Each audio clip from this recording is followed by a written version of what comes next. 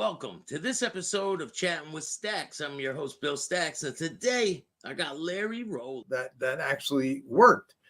So we made a deal with the Bahamian government, and the Bahamian government made a deal with that they would take a certain percentage of whatever income and everything, and they worked it out, and they wind up building him a beautiful, beautiful hospital, which is still there in Freeport, Bahamas, and he moved out. He moved to the Bahamas, set up the clinic, and all the up to date material the Bahamian government bought for him, and it was great. And basically that was it. He didn't need any more help from us. And right at that time, I get a phone call. I was in Florida racing horses, and I get a phone call from my cousin's husband, my cousin Cookie, and her husband Tony called me up, and he says, "Listen, Larry," he says, "I have bad news." He says, "Your cousin was given 3 months to live. She has terminal cancer." And I said, "Are you sure?" And he says, "Yeah." Now, this is a kid I grew up with.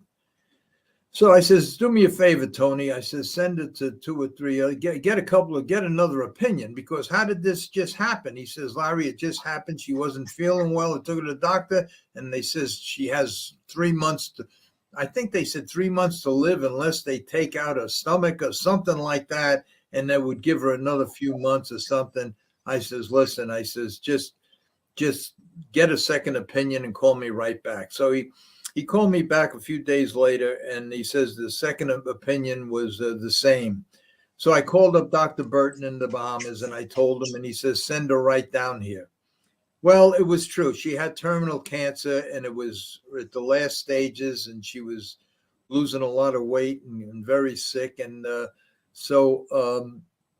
I can, without going through everything, I can only tell you that 8 weeks later, she was cancer-free. And then we started from there. Wow. Now, what happened was because of that, and naturally everybody knew, and all the cousins knew, and I have a very big family. All her friends knew. Now, when she came back to the States, she had to go to the Bahamas, and she had to stay there for 8 weeks. When she came back, and she was cancer-free, because she went right back to the doctors here to make sure and everything, and they gave her a clean bill of health. Now, back then, they didn't have cell phones. They had nothing. We used to have these big answering machines, and because of my business, I had a big answering machine with two cassette tapes in them. And I would come home at night and listen to my messages. And within a month, I must have got 200 or 300 messages that we heard about Cookie. My 3-year-old son has leukemia. My daughter has cancer. And so I start sending these people down there. Now, at the time, he wouldn't take any insurance. There was no insurance that would cover it, because back then, if you remember, you might be too young to remember back then, but in the 70s and 80s, alternative therapy and alternative medicine was considered quackery, and it was probably 10% of whatever was administered as far as healthcare goes in the United States. So whenever you went to a doctor, and in the perfect example is Steve McQueen. Steve McQueen got a hold of me when he found out about this. And he says, "Larry, can you get me down there?" He says, "I was diagnosed with cancer, and I got 3, 4 other doctors that said I have it, and I have months to live." So I brought him down to Dr. Burton, and I hand delivered him down there because Steve McQueen, I never. Yeah. What year was that? Do you remember the year? Yeah, it was probably in the early 80s, I think. Whenever Steve McQueen, whenever he died, it was, I think, a year before that. Now, the reason he died was because when I brought him down there, and Dr. Burton said, he took his blood, and he says, "Yes, the American doctors were correct. You don't have long to live." And he says, "I will treat you, but he says, you need to know, I've been trying to get back to the United States and save Americans for the last 10 years. Congressional hearings didn't help. Nothing helped. They just won't let me back in. The American Cancer Institute, they have the very, very strong, powerful, the people that own all the cancer treatment places are all privately owned. They're making billions of dollars. And I can't get back in there. Now, if I treat you and cure you, that would probably help me, but it may not. He says, so what you should do is go back to the States, which I went with him, and go back to one of your doctors and just get a note from them saying that you are terminal. There is nothing, no treatment we have and nothing we can do to help you. And come back here with that letter. This way, if anything should ever happen, he says, because you're near death, if you should die before my treatment takes effect, it's going to make my plight to get back to the States impossible because you're too high. Yeah, to make him look really bad, like he killed him. So he says, but if you get me that letter, he says, I'll do it. So Steve went back to 3 of his doctors, and all 3 refused to give him a letter. They says, yeah, you're going into this quackery stuff. I don't have nothing to do. And they wouldn't give him the letter. And I even tried. I says, Doc, please, he's, and he says, I'm sorry, I won't do it. He says, there's millions of people that are in the same position as him in the United States that are going to die because they won't let me in there.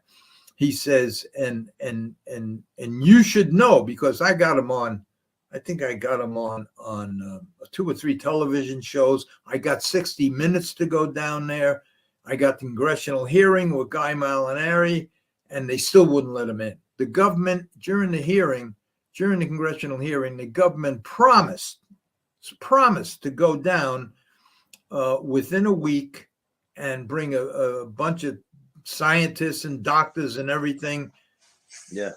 They never went. I called. They said, we'll get it. We'll get that. They never went.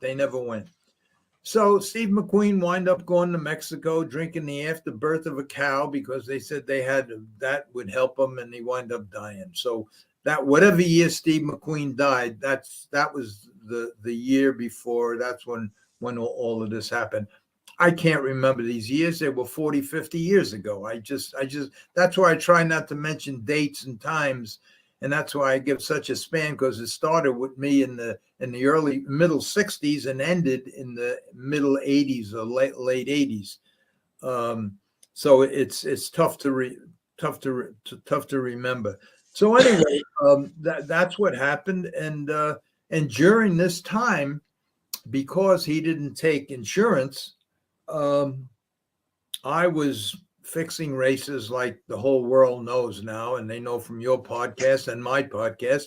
And I was taking a lot of this money to send people down there. I was sending 10, 12, 15 kids down there with their parents a week. Now, back then, it cost the whole trip for each person cost $10,000, including the airfare, the hotel stay, food, and the treatment from Dr. Burton. And normally it's a 6-week treatment unless it's really, really bad, like my cousin, and it turned to be an 8-week treatment. And that's the Dr. Burton story. Now, all of these people I was paying for, and then I had a basically blackmail. I was paying off the people at the airport, because what we were doing, we're giving these people booster shots that they should take for the first 2 or 3 weeks when they're home, just to make sure, and giving them in frozen vials packed in dry ice. And so it was a whole network that I created. And then years later, in fact, right now, today, I think I know the insurance company pays for treatments that are down there. And but back then, I must have sent, well over 100 people down there. It's a tough thing when you get home and you find your answering machine full of messages, and each message is a, like my 3-year-old son has leukemia. They give him months to live. My daughter has leukemia. My daughter has cancer. My daughter has this. My daughter, all little kids and everything else, as well as adults. But every week I was going for 100,000, 150,000 a week. Plus, I had my Shylock payment that I had to pay of 15,000 a week. And people wanted, why'd you fix races? It wasn't only to save my life. It was, and this is a part. I'm glad we're talking about this, because this is a part of my life where I spent millions of dollars helping people that I don't even talk about. I don't even mention it, because in my movie, well, it's going to be a TV series now. We don't even mention that. We don't. Yeah, maybe we'll bring it in because it's going to be a TV series now. We're going to need if it goes for 4, 5, 6 years, we might need some more material just to get out of the mob stuff and the race fixing stuff, and maybe bring some humanitarian stuff into the picture, which this is. I saved hundreds of lives and cost me millions of dollars, and I got this money by fixing races. So it wasn't only, and I didn't fix the races for any personal gain. I fixed the races originally to save my life from this madman Cabert, the Shylock that I owed the money to, and then it started. I got involved with the cancer kids, and how do you say no? And there were many weeks where, it was a question. And Cabert, and I won't get into that, but Cabert was a killer. And if I ever missed 1 week, I had to come up with almost 15,000 a week in VIG payments. I owed almost 800,000. And he gave me that 800,000 that I lost with him as a Shylock loan for 2 points. So I had to come up with 7,500 a week, and I mean 15,000 a week, close to 15,000 a week in round numbers.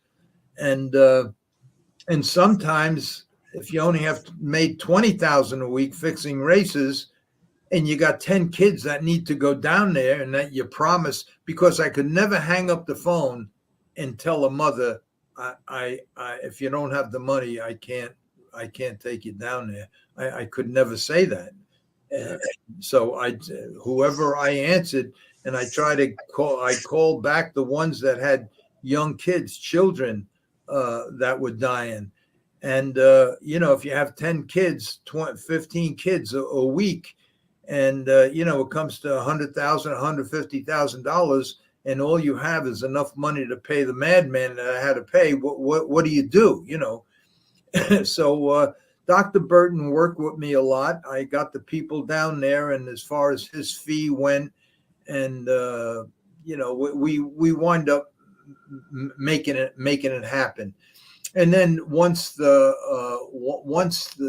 whole system, the whole world started to change from considering alternative therapies quackery, when that started to change from 10% of treatment to 50 and 60 and set, today I think alternative treatments might be up to 70-80% of all treatments. Probably. In reality, if you think about it, that a couple of things, that for the last 200 years, the only treatment for cancer was chemotherapy, radiation, and operation. That's it. And it's been a failure ever since. 1 out of 3 people have cancer, and that's it. It never changed. The same thing with heart disease. 500,000 people a year get heart disease, and 500,000 people a year get cancer. So, but there's treatments for heart disease, and the treatments for cancer, everybody knows just don't work. And only now, only today, and I got out of trying to play God a long time ago, but only today I understand that they're trying to, instead of all of these invasive things like chemotherapy and radiation that rip your body apart and completely depress your immune system. Only today they're starting to come up with therapies that would build up your immune system and let your own body fight the cancer.